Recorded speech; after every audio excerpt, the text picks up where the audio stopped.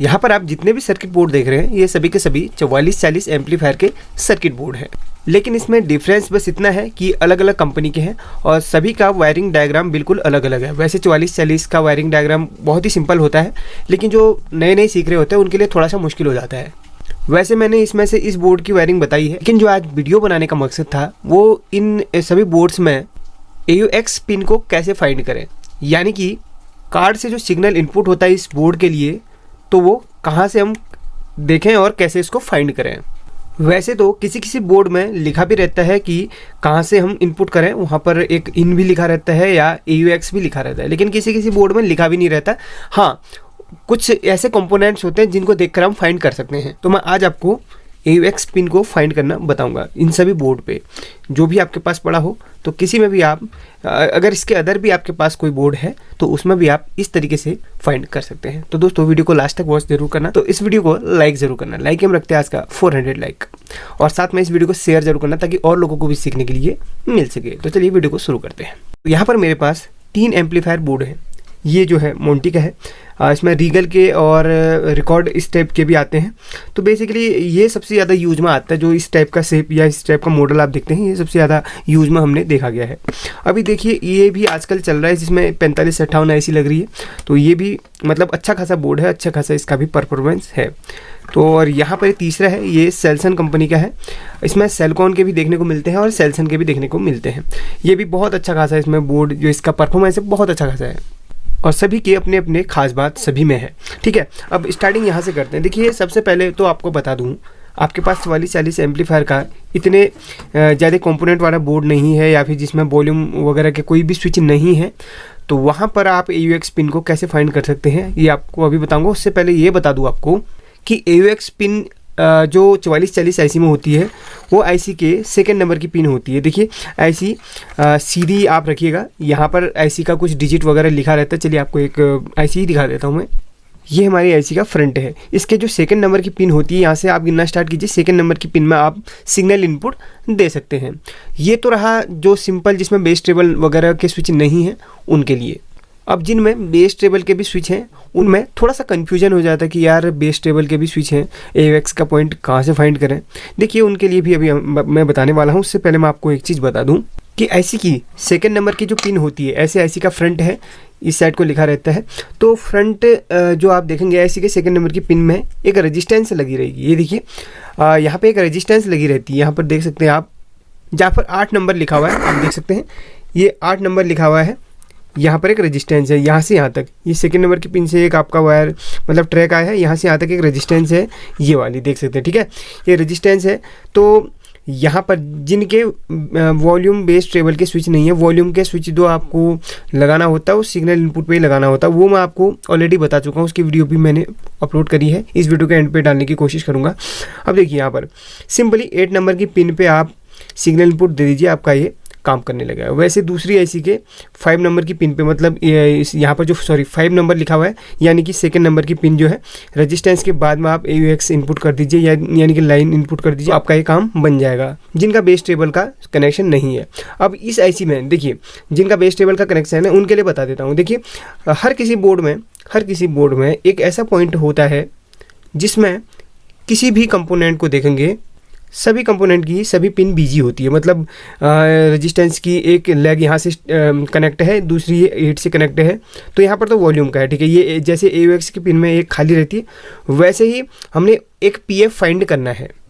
ऐसा PF जिसमें 104 number लिखा रहेगा और जिसका जो है एक लेग खाली रहेगा, वो PF हमने इस बोर्ड पे फाइंड करना है। इस बोर्ड के इस सेक्शन में होगा। देखिए आपको बता देता हूँ, ये जो वॉल्यूम के स्विच रहते हैं ना, इसके आसपास ही एक PF एक चैनल का होगा और दूसरी तरफ दूसरे चैनल का PF होगा। अब यहाँ पर तो मुझे पता है भाई कौन सा PF है। अब यहाँ पर देखिए सबसे पहले आप देखिए किस किस PF में 104 नंबर लिखा हुआ है। ठीक है, किस किस PF में 104 नंबर लिखा है। ये उन लोगों के लिए है जिनके पास ऐसा बोर्ड है और वो बेस ट्रेबल के साथ AUX पॉइंट का कनेक्शन करना चाहते हैं। ठीक है, हमने 104 नंबर का PF ढूंढना है, वो ऐसे ही रेड कलर का रहेगा। तो उस PF के एक लेग खाली होनी चाहिए। ठीक है, PF तो फाइंड करेंगे, साथ में उसकी एक लेग खाली होनी चाहिए जिसका नंबर 104 होना चाहिए। ठीक है, इस बोर्ड की बात को बता रहा हूँ। तो यहाँ पर देखेंगे आप इस पीएफ में 104 नंबर लिखा हुआ है। ये इस पीएफ का साइज़ थोड़ा सा बड़ा होता है, ठीक है। अब यहाँ पर सभी पीएफ में कुछ ना कुछ नंबर होते हैं, किसी में 222 है, किसी में, हाँ, इनमें ज़्यादातर 222 ही लिखा हुआ है।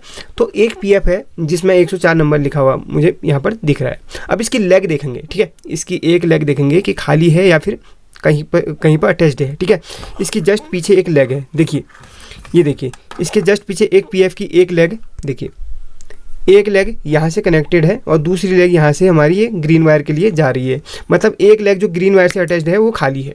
तो उसमें हमने उस ग्रीन वायर में सिग्नल इनपुट करना है एक चैनल का, ठीक है, एक चैनल बोलते हो राइट साइड का।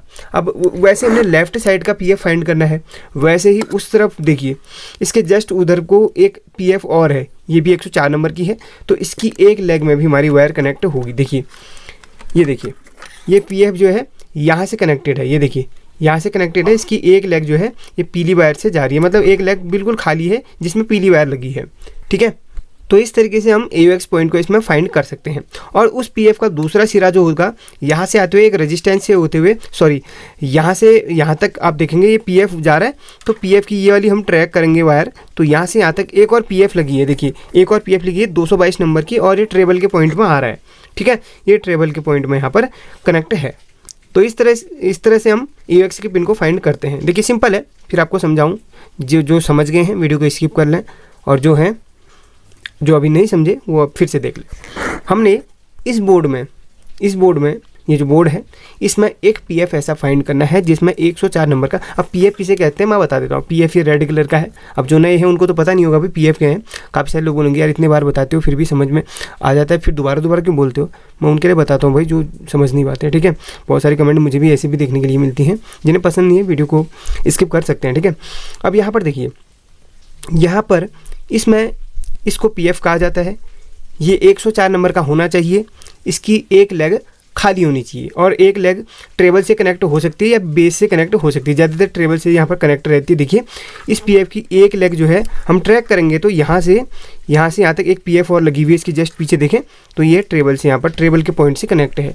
तो ये है ट्रेबल के पॉइंट, यहाँ पर लिखा भी है। देखिए, टी बोले तो ट्रेबल के पॉइंट है, ट्रेबल के पॉइंट है, बेस के पॉइंट है, ट्रेबल के बेस के बोले तो ये हमारे लेफ्ट आईसी के, ये राइट आईसी के ट्रेबल बेस के पॉइंट हैं, ठीक है। वैसे वॉल्यूम के जो हमारे वॉल्यूम का जो कनेक्शन किया जाता है यहाँ से किया जाता है। ये देखिए, ये जो आईसी है ना, यहाँ पर इसके सेकंड नंबर की पिन से जो 8 नंबर दिख रहा है ना, यहाँ से वॉल्यूम के कनेक्शन करे जाते हैं। अगर इसकी डिटेल वायरिंग चाहते हैं तो उसके बारे में भी आप मुझे कमेंट कर सकते हैं। मैं A to Z वायरिंग इतनी आसानी से समझाऊंगा कि आप दोबारा किसी वीडियो को देखने की आपको जरूरत भी नहीं पड़ेगी, ठीक है। अब हमें पता चल गया भाई 104 नंबर का हमने पीएफ फाइंड करना है जिसकी एक लेग खाली हो। ये वाला 104 का पीएफ है तो इसकी एक लेग खाली है। तो यहाँ पर हमने AUX का एक दे देना है और एक ग्राउंड पे दे देना है। ग्राउंड पता ही होगा, इसी कैपेसिटर के नेगेटिव को आप पकड़ लीजिए या फिर इस आईसी के 14वीं पिन को पकड़ लीजिए, ये भी आपका ग्राउंड है, ठीक है।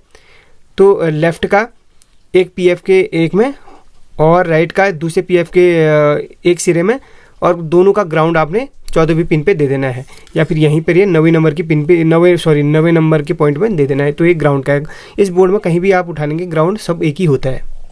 ये तो रहा इस बोर्ड के AUX का कनेक्शन। बाकी अगर आपको सिंपली जो बोर्ड है जिसमें सिर्फ 4440 ऐसी लगी है, जिसमें एक वॉल्यूम का स्विच लगता है, बेस टेबल का कोई पॉइंट नहीं है, उसमें भी अगर बेस टेबल लगाना चाहते हैं तो एक बेस टेबल उसकी किट आती जो इस तरीके से दिखती है। इसे BT झनकार के नाम से भी जानते हैं। इसके बारे में मैंने वीडियो बनाई है। अगर आप चाहते हैं कि सिंपली 4440 IC में ये किट लगाना, तो आपको एक तो नॉर्मली इसमें बेस मिलता है। इस वाली किट में आपको नॉर्मल बेस और नॉर्मल ट्रेबल मिलता है। लेकिन अगर आप इसको इंस्टॉल कर लेते हैं किसी भी 4440 IC के साथ तो आपको एक्स्ट्रा बेस और एक्स्ट्रा ट्रेबल मिलता है। सबसे बेस्ट बेस किट है। भले आप ये कंपनी के लिए सेलकॉन कंपनी की है, लेकिन इस तरीके से जो आप किट लेते हैं तो बहुत अच्छा बेस वहाँ पर आपको 3 गुना ज़्यादा या 4 गुना ज़्यादा बेस वहाँ पर मिलता है, ठीक है। इसको भी मैं कनेक्शन करके या फिर कनेक्ट करके आपको बता दूंगा। आप कमेंट करते हैं तो अपना कमेंट अपने हिसाब से हैशटैग लगा के दे दीजिए, ठीक है। अब यहाँ पर दूसरे बोर्ड की बात करते हैं। उस बोर्ड में आपको कंप्लीट करवा लिया। अब जिनके पास इस टाइप का बोर्ड है जिसमें 4558 भी है, और उसमें कनेक्शन कैसे करें, देखिए इसमें बहुत ही सिंपल है। इसमें एक पॉइंट दिया है CN2 करके, यहाँ पर देखिए CN2 करके पॉइंट दिया गया है। तो यहाँ पर लेफ़्ट राइट के आप सीधे यहाँ पर कनेक्शन कर लीजिए। यहाँ पर भी आपको बता देता हूँ, यहाँ पर भी बहुत सिंपल है। देखिए ये जो PF लगा है 104 नंबर का इधर PF, 104 नंबर का इधर PF, इनकी एक एक लेग इस पॉइंट तक आई है, मतलब ये पॉइंट खाली है। देखिए इसको जस्ट उल्टा करूँ तो ये देखिए यहाँ पर ही खाली है, यहाँ से यहाँ तक PF लगा है, यहाँ से यहाँ तक एक PF लगा है और PF की मतलब एक एक पिन खाली है। हमने ज़्यादा कुछ ढूंढना नहीं है, सिर्फ वो PF ढूंढना है जिसकी एक लेग खाली हो। तो यहाँ पर वो उसका नंबर 104 हो, ठीक है। उस PF को हमने देख लिया यहाँ पर। अब देखिए इस PF में लेफ्ट राइट यहाँ पर दे दीजिए, ग्राउंड आप यहीं पे दे दीजिए, जो कैपेसिटर का नेगेटिव या फिर कैपेसिटर का ग्राउंड है उसमें आप ग्राउंड कर दीजिए। बस इतना सा इसका है। बाकी आपको बता दिया, ज़्यादा अगर आपको मिल नहीं रहा, फाइंड नहीं हो पा रहा, तो इसके सेकंड नंबर की पिन 4440 IC के सेकंड नंबर की पिन पे आप जो रेजिस्टेंस है उसके पार में यहाँ पर आप सीधे सिग्नल इनपुट दे दीजिए। बस अगर फिर भी आपको समझ नहीं आ रहा है तो वॉल्यूम स्विच आप ले लीजिए। वॉल्यूम स्विच इस तरीके का है, तो वॉल्यूम स्विच के फर्स्ट पिन पे आप सिग्नल इनपुट कर दीजिएगा, ठीक है। सिग्नल इनपुट फर्स्ट पिन पे आप कर दीजिएगा और लेफ्ट वॉल्यूम स्विच में, राइट वॉल्यूम स्विच के फर्स्ट वाले में। समझ में आ गई। और आप ग्राउंड इस लास्ट में दे दीजिए, ग्राउंड इसका लास्ट में दे दीजिए या फिर बॉडी के ग्राउंड पे दे दीजिए। इस तरीके से इसके कनेक्शन होने। तो आपको बता दिया इन दोनों किटों में 104 नंबर की PF हमने फाइंड करनी है। बाकी 104 नंबर की पिन आपको और जगह भी मिलेंगी, लेकिन उनकी एक एक लेग बिजी रहेगी। देखिए जैसे मैं आपको एग्जांपल के तौर पे दिखाऊँ, कई लोग का कमेंट आएगा सर 104 नंबर की PF तो और भी है, क्या बताओ उनमें भी देना हो? नहीं, ऐसा नहीं है। 104 नंबर की PF अगर हम इसको देखते हैं, देखिए इसकी एक लेग हमारी बिजी है, मतलब दोनों लेग बिजी है। एक ऊपर से कनेक्टेड है, एक दूसरे से कनेक्टेड होकर यहाँ से रेजिस्टेंस से होते हुए ऊपर लग रही है, मतलब इसकी एक लेग खाली नहीं है, कहीं ना कहीं एंड इसका हो रहा है, ठीक है। तो इन दोनों में बता दिया आपको। तीसरे नंबर का जो बोर्ड आता है इस टाइप का, देखिए ये सेल्सन कंपनी का है और बिल्कुल नया बोर्ड है। अगर आप इसकी वायरिंग सीखना चाहते हैं तो मुझे कमेंट करके बताइएगा। मैंने आपको ऑलरेडी कह दिया, आप जिस भी टॉपिक पे वीडियो चाहते हैं तो उसके आगे लिख दीजिए सेल्सन वायरिंग, इस टाइप से लिख दीजिएगा, ठीक है। अब यहाँ पर इसमें थोड़ा सा डिफरेंट है, इसमें 104 नंबर के PF को फाइंड नहीं करना, बल्कि उस कैपेसिटर को फाइंड करना है। देखिए जो 50 वोल्ट और 1 माइक्रोफेरेड का हो, ठीक है, उस कैपेसिटर को फाइंड करना है जो 50 वोल्ट और 1 माइक्रोफेरेड का हो और जिसकी एक लेग खाली हो। यहाँ पर 104 नंबर के PF को नहीं ढूंढना, बल्कि उस कैपेसिटर को ढूंढना है जिसका जो है वोल्टेज 50 वोल्ट हो, ठीक है। तो उस कैपेसिटर को हम कैसे फाइंड करें इस बोर्ड पे? सिंपल ही है, उस कैपेसिटर की एक लेग खाली होनी चाहिए। तो 2 कैपेसिटर होंगे दोनों चैनल्स के। तो यहाँ पर देखिए सभी कैपेसिटर में देखिएगा, मैंने आपको बता दिया यहाँ पर 50 वोल्ट 1 माइक्रोफेरेड, सभी 50 वोल्ट को देख लीजिए। सबसे पहले सबकी लेग देख लीजिए, एक एक कहाँ बिजी हैं।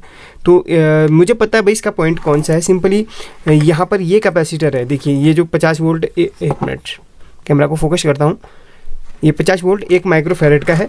तो इसकी एक लेग वहाँ से अटैच्ड है, ये ट्रेवल बेस के पॉइंट से अटैच्ड है, दूसरी ये खाली है। तो यहाँ से एक वायर उठी हुई है पीली कलर की, तो ये हमारी ये राइट चैनल का, थोड़ा सा कैमरा को फोकस कर लेता हूँ, हाँ ये राइट चैनल का हमारा AUX इनपुट है।